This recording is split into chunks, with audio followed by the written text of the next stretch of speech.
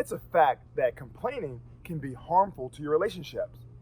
Venting, however, can be healthy for your relationships.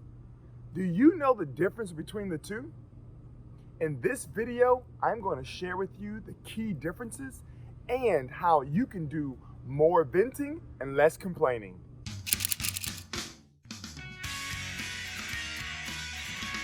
There's a fine line between complaining and venting. The reason is because they both look alike. They feel the same to the listener. It's important to be able to distinguish between the two because venting is a path towards healing, while complaining is a path towards conflict. So how do you tell the difference? The first way to determine whether you are complaining or venting is to recognize how open-minded are you to other possibilities and ideas. When you're complaining, you believe you are right. That's why you're complaining. You only see it from your point of view. You do not recognize any other points of views. And this is why you often repeat yourself when you're complaining, because you want to make sure that everyone knows that you are right. Venting is completely different. When you're venting, you're not looking to convince the listener whether you're right or wrong. You don't care. When you're venting, you're just sharing your thoughts and expressing your emotions. So an easy way to determine whether you're venting or complaining is just to ask yourself, how important is being right to you? Another way to determine if you're complaining or venting is to ask yourself, is this a new issue? Usually you're complaining about the same issues over and over and over.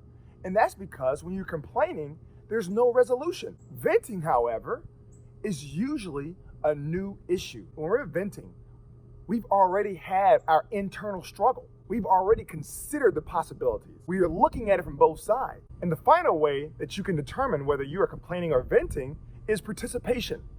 This is probably the easiest way to notice the difference. When you're complaining, you want active participation. You want someone supporting your views. You want someone agreeing with your assessment. You're looking for a crowd to cheer you on and to join in on your complaint. Venting, however, does not need any participation because remember, when you're venting, you're trying to process your thoughts and express your emotions. The venting is more for you and not the listener.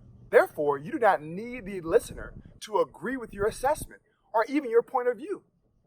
The most you will ask of a listener is just to validate your emotion. An easy way to determine whether you're complaining or venting is simply to look at the amount of participation you want. So if you're noticing that you're complaining, do not beat yourself up. We all complain.